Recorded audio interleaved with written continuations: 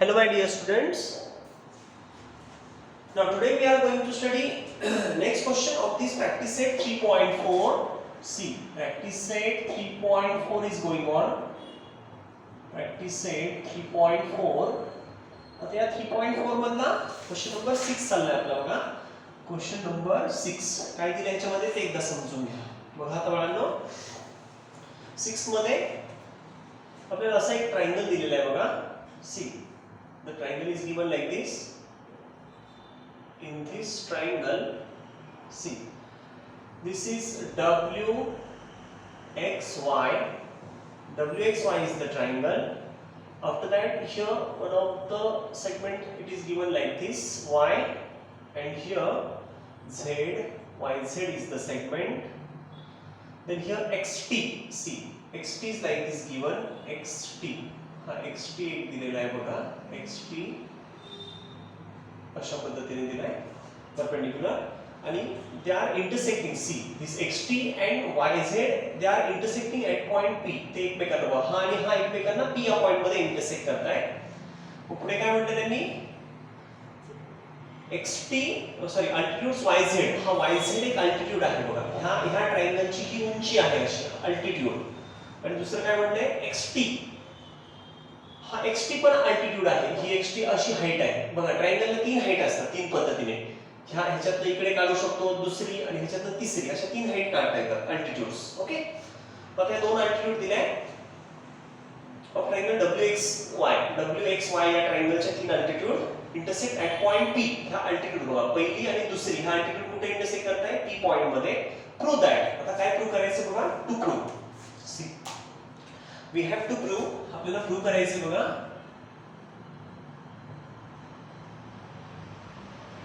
To prove काय prove करायचंय पहिलं WZPT. W क्वाड्रिलॅटरल बघा. Quadrilateral WZPT is cyclic. तो काय आहे सायक्लिक आहे. WZPT म्हणजे हा एवढा काय आहे सायक्लिक क्वाड्रिलॅटरल दाखवायचं आहे.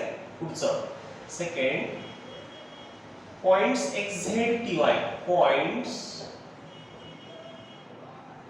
XZTY. पॉइंट्स कोणते XZTY आर कोन सायक्लिक. आर कोन सायक्लिक. आर कोन सायक्लिक. ते पॉइंट्स कसे दाखवायचे कोन सायक्लिक दाखवायचे. बघा बरं काय करता इथे येते का लक्षात तुम्हाला. सिंपल क्वेश्चन आहे फक्त समजून घेतलं पाहिजे. ज्या कॉन्सेप्ट आपण अगोदर बघितलं त्याचंच इथे ऍप्लिकेशन आहे बघा. साधी गोष्ट आहे बघा. आता इथे काय if this angle is 90 degree, see this one, if it is 90 degree and this is also 90, then its adjacent this angle will automatically 90 and this will also 90. Okay, so this one and this one in this quadrilateral it's opposite angle. हे opposite दोन आणि हे दोन opposite. If these two angles 90 90 that means its addition is 180. And if opposite angles are supplementary then by converse of cyclic quadrilateral theorem this WZPT is a cyclic quadrilateral. कळलं का सर्वांना. बघा बरं इथे काय करावं लागेल ह्याच्यामध्ये. हा मग काय करू आपण इथे. आता इथे सांगायचे बघा प्रूफ. प्रूफ मध्ये काय WZPT in quadrilateral WZPT काय angle WZP angle WZP is equals to WZP is equals to WTP is equals to angle WTP is equals to 90 degree. हा आणि हा दोघं 90 it is given. हे दिलेलं आहे बघा. therefore म्हणून आता बघा हा WZP therefore angle WZP plus angle WTP is equals to हा 90 आणि हा WTP 90. हे दोन्ही 90 90. मग काय करतो मी ह्या दोघांची addition this plus this that is 90 plus 90 is equals to 180 degree. 90 plus 90 180 degree. हा आणि हा मग जर त्यांची ऍडिशन 180 डिग्री असेल, ह्या opposite angles are supplementary. If sum of these two angles, opposite angles are sum is supplementary, or angles are supplementary, opposite angles, these two, then it is cyclic quadrilateral. But by what? Converse of cyclic quadrilateral theorem. तो इथे आपण म्हणूया, therefore by converse of cyclic quadrilateral theorem. बघा, by converse of cyclic quadrilateral theorem म्हणजे या cyclic क्वाड्रिलॅटरलच्या converse नुसार, converse of cyclic quadrilateral theorem, quadrilateral this WZPT, WZPT is a cyclic quadrilateral. तो कसा आहे? सायक्लिक क्वाड्रिलॅटरल आहे. कळलं सर्वांना? आता नेक्स्ट, त्यानंतरचं नेक्स्ट बघा काय आहे. सेकंड आपल्याला प्रूव्ह करायचं होतं काय, points XZ TY are concyclic. XZ TY हे कॉन्सायक्लिक दाखवायचे बघा हे पॉइंट. आता तुम्हाला एक गोष्ट कळली पाहिजे, असं असे समजा हे असेल x आणि इथे y असेल, तर त्याच्या बाजूला इकडे येणारा बघा हा अँगल, समजा इथे हा पॉइंट आहे Z आणि इकडे समजा हा आहे T. बघा हा अँगल, जर हा इथे समजा हा T किंवा आपण AB घ्या, इथे समजा हा A आहे, इथे सपोज हा B आहे, तर या XY च्या सेम साइडला, on the same side of this XY, या XY च्या या सेगमेंटच्या सेम साइडला हा अँगल A आणि अँगल B आहे. If this two angles are equal, congruent, जर हे दोन्ही अँगल बघा हा अँगल आणि हा अँगल इक्वल असेल, then we say that XABY, हे XABY हे सर्व point they are called concyclic point. कोणते पॉइंट आहेत ते? कॉन्सायक्लिक. मग तसं आता इथे बघा, इथे काय झालंय XZ, आता A च्या जागेवर इथे काय आलंय बघा, हे अँगल पण वेगळे दिले बघा, x च्या जागेवर इथे Z, इथे Z आला Z आणि इथे काय आलाय T, आणि हा अँगल 90 आहे आणि हा 90 आहे. कोणताही असू द्या, 90 च्या व्यतिरिक्त असला तरी चालेल, पण इथे काय दिला, हा 90 दिला, याचा अर्थ they are equal, same angle, equal angle, म्हणून XZTY they are concyclic points. ते कोणते पॉइंट्स झाले? कॉन्सायक्लिक. बघा बरं आता काय म्हणता येईल इथे, पॉइंट्स असं सांगू आपण, इथे काय सांगते, points XZTY are concyclic. Points Z and T lie on the same side of segment XY, असं म्हणू आपण पहिलं. Points Z and T, points here, points Z and T, हा Z आणि T lie on same side. बघा Z आणि T काय होतात, lie on same side of segment XY, lie on same side of segment XY. बघा या XY सेगमेंटच्या same साइडला Z आणि T lie होते, Z आणि T lie on the same side of segment XY. या XY सेगमेंटच्या सेम साइडला Z आणि T lie. Therefore and also, also angle XZY is equals to angle XTY. Also आणखी काय, एक तर ते एका साइडला लाय होते आणि दुसरी गोष्ट XZY, ते अँगल पण इक्वल आहे. Angle XZY, also angle XZY is congruent to angle, बघा XZY congruent to XTY, congruent to angle XTY, each 90, प्रत्येकी 90 म्हणून ते equal. Therefore points XZTY, therefore points XZTY,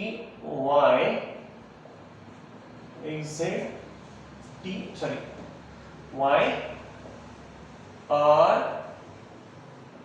concyclic. ते कसे आहेत मग? कॉन्सायक्लिक आहे. कळलं का काय? दोन गोष्टी माहित पाहिजे आपल्याला तर ते कॉन्सायक्लिक असतात. या सेगमेंटच्या सेम साइडला पाहिजे, करेक्ट, याच्या सेम साइडला Z आणि T. दुसरी गोष्ट, angle made by them, that means this XZY and XTY, they should be same or equal. Now here this is 90, that means they are equal, they are on the same side as well as they are equal, angles are equal. So this XZTY, they are concyclic points, are concyclic. तेच prove करायचं होतं. जमेल सर्वांना? चला आता next question. आता in figure बघा बघा आता नेक्स्ट क्वेश्चन काय म्हटलंय बघा. In figure 3.60 major arc NS is equals to 125 degree. लक्षात घ्या. क्वेश्चन नंबर 7 काय दिले क्वेश्चन नंबर 7 मध्ये. See there is given like this circle in which see there is like this one of the arm and second arm is like this. See here M is the point of intersection. ह्याचा आणि ह्याचा point of intersection M. EN हा असा हे आहे बघा. EN इकडे आणि इकडे FS. This is FS बघा. FS इकडे आणि EN इकडे. And both are intersecting at point M. M point ला intersect करतात. आपल्याला प्रूव्ह काय करायचं. पहिला आपण गिवन म्हणूया. Given major arc NS. Major arc NS is equals to 125 degree.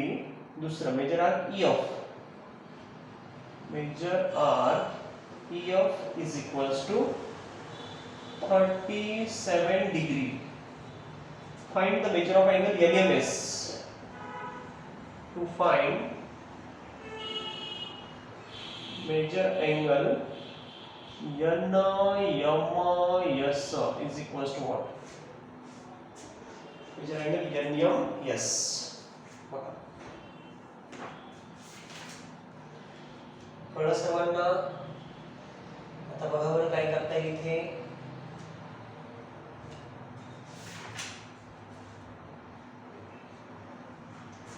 NMS आपल्याला तो फॉर्म्युला तुम्हाला द्यायच्या अगोदर सांगितलाय बघा. आपण हा एक्सरसाइज सुरू करण्याच्या अगोदर ज्यावेळेस आपण अशा पद्धतीने हा अँगल घेतो बघा. हा त्यावेळेस काय करायचं. This angle NMS is equals to half times major arc NS minus major arc EF. या NS मधनं हा EF मायनस करायचं फक्त. संपलं. मग इथे पहिलं काय सांगणार आपण सोल्युशन मध्ये बघा. सोल्युशन ही chord NE and SF. Chord NE chord NE बघा. chord NE and chord SF and chord SF बघा. NE SF intersect each other. Intersect each other at point M. at point M बघा. ही आणि ही दोघी एकमेकांना कोणत्या point मध्ये intersect करताय. M point मध्ये. at point M. therefore आता बघा मग therefore मग काय angle NMS angle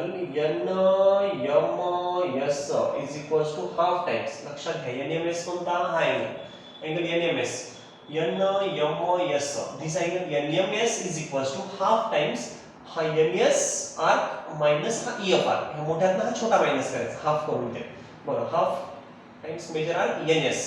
major arc NS minus NS झाला. आता major arc EF. Major arc EF. चला आता व्हॅल्यू सबस्टिट्यूट करू आपण. Half into major arc NS काय NS ची व्हॅल्यू दिली 125 मायनस EF किती आहे. EF ची व्हॅल्यू 37 मायनस 37. चला ह्याच्यात ह्याला मायनस करायचं. मग हाफ इनटू 125 मधनं हा गेला. 15 मधनं 7 गेला 8. इथे 11 मधनं 3 गेला 8. मग 2 1 जा 2 4 जा 2 4 जा. that is 44 degree. which is angle NMS. angle NMS किती आला 44 डिग्री. जमेल का बघा. NMS हा कसा काढला. ह्याच्यातनं हे मायनस करायचं त्याचं हाफ करायचं. हे मायनस केलं हाफ केलं 44 डिग्री. ओके. चला पटपट कॉपी करून घ्या फास्ट. आणि लास्ट बघा आता बरोबर लिहा एकदा.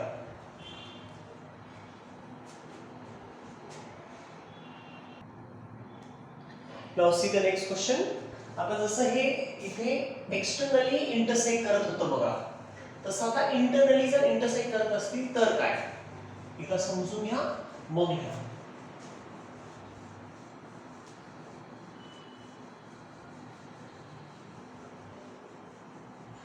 Now see how they intersect internally. आता आतून ते कसे इंटरसेक्ट करतात ते बघायचं आपल्याला. बघा मग ते इथे लक्षात ठेवा का, एक मी इथे हे महत्त्वाचं सांगतोय. chord NE and SF intersect each other externally at point M. इथे एक फार झालं each other externally इथे म्हटलं तरी चालेल. externally इथे नाही म्हणायचं, externally at point M या M मध्ये. आता कसं internally बघा. See in the figure again in 8th question. आता 8th question मध्ये बघा. Question number 8. There is given one of the circle like this. In this circle, see there is one chord. Which this is another chord. C. This one is AC and second one is ED here, and B is the point of intersection. Then see what we want here in figure. Chords AC and D. AC and D ह्या दोन chord intersect at B. B मध्ये intersect करताय. पुढे angle ABE equals to 108 degree. ABE हा angle किती आहे 108 degree. ABE 108 degree. Major arc AE equals to 95. AE किती आहे AE 95 degree. Find major arc DC. हा DC फाइंड करायचा आपल्याला. DC equals to what? बरोबर हा DC किती हे विचार. ओके, मग काय करता येईल इथे? सरळ आपला फॉर्म्युलाच यूज करायचा. पहिले हे सांगा chord AC and D. इथे म्हणायचं chords आपल्याला काय विचारते, काय फाइंड करायचे? अँगल कोणता? Major arc DC. हा डीसी फाइंड करायचा. टू फाइंड असं म्हणू आपण. To find major arc DC equals to what? बघा हा डीसी किती. मग आता काय पहिलं आपण सोल्युशन मध्ये बघू. काय सांगायचं? AC and D chords AC and D chords AC and DE intersect each other at point. बघा AC and D intersect each other at point B. At point B. B point मध्ये intersect करताय. Therefore आता at point B internally असं म्हणू आपण. Intersect each other internally at point B असं म्हणूया. Internal हा शब्द वापरतो जसं तिथे external तसे इथे internal. Each other internally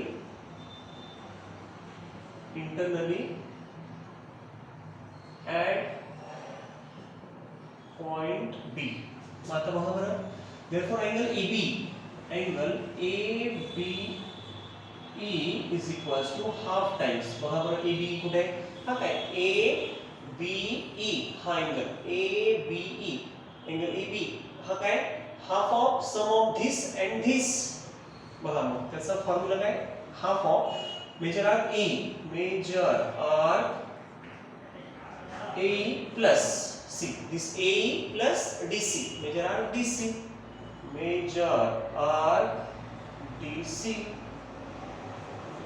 AE plus DC. आता बघा half times. Major arc AE काय?